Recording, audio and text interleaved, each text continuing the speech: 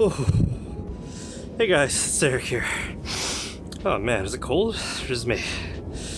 Well, it could be because of this guy over here.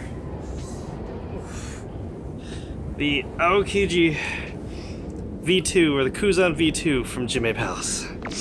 Oh, let's see if he's worth about $800.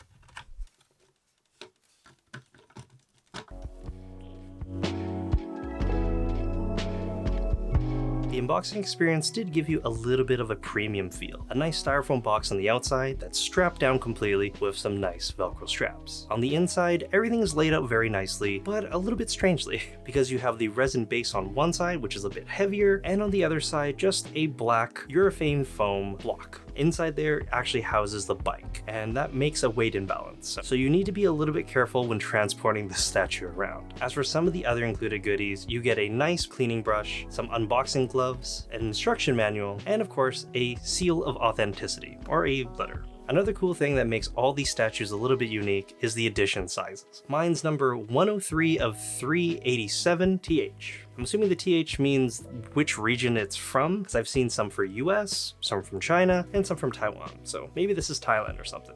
I don't know. One thing I do want to point out is the instructions aren't the greatest, so certain parts may look like other ones, and it's also nice to keep track of which bag goes with which part. So I recommend either marking it down with some pen or Sharpie, or grab a sticker sheet and just kind of label it so it matches up. That's what I did. I'd say everything does feel very solid when everything's combined together and assembled. But when you are putting on the bike, you want to be a little bit careful, because it only has one connection point right at the front tire. And it's not a metal peg or anything, it's just plastic, which did worry me quite a bit. The back wheel is actually only kept in place with a bit of friction and Kuzan sitting directly on top. However, it doesn't actually move when it is all together, so you don't have to worry too much. For his design, I'd say it's kind of like tempered aggression. Nothing crazy like Kuzan version 1, where his giant blue pheasants coming out the side. This is kind of more in line with the museum pose, something you would see more in Western comic resin statues. They really did a good job of capturing his personality with this pose. Obviously, he's just having a nice stroll on the ocean with his bike, freezing everything along. He's having a bit of a drink, and it seems like someone went to piss him off, so he's ready to square up and hurt someone.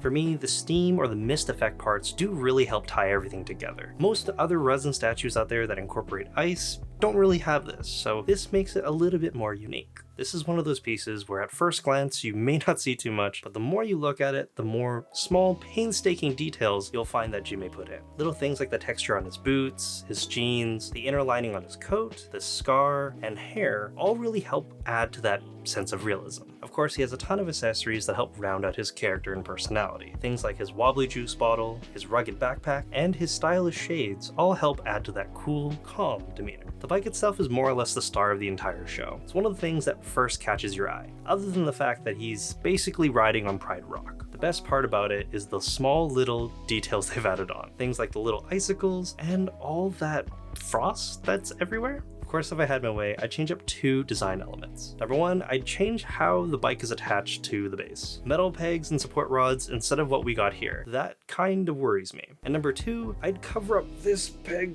portion right here, because in certain angles you can actually see the entire cutout and it's in white, because the foot right there is actually a metal peg and goes all the way down. It looks really unsightly in certain angles, and if they just put more like frost over there or kind of painted the tips white, that would work too. As it is, it's not that great. He originally released back in Q4 2021 for about $800 retail. I actually got mine shipped over for $180 through Surface Parcel, and that's surprisingly not that much, and I think that has to do with his weight. He only weighs about 6.5 kilograms or 14.3 pounds. notes. He's a little bit on the larger side, being a 1/6 scale resin statue. He actually comes in around 50 centimeters tall, or 19.5 inches. He's not quite as big as Anel, but he definitely towers over the rest of my portrait of pirate figures. As for the paint job, I'd say it's solid, but it doesn't really wow me. Not quite to the same degree as like the Mega House Portrait of Pirate Maximum line. There just isn't so much play with shadows and different airbrush techniques and paint techniques overall. I'd love if they incorporated more highlights to kind of brighten up some areas and add a little bit more definition, or maybe do some dry brushing just so you can see more of the details for the raised areas for the texture. If I did have a chance to tweak some things, I'd start with the base. The blue on here is nice, but it kinda isn't as dark as I would like it to be. Promotional images had the blue resin right here being a lot darker, so I kind of go back to that. Also for the mist or steam, mine almost looks like it's smoke because it's a little bit darker. I'd prefer if it's more white with a little bit of the blue accents there. Minor tweaks there, but definitely something that they can improve in the future.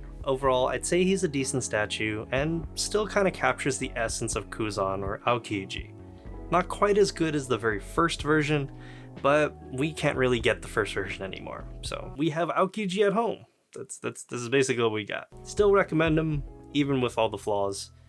But hey, I'm kind of curious. What do you guys think about this? Would you save up for the unobtainable version and version 1?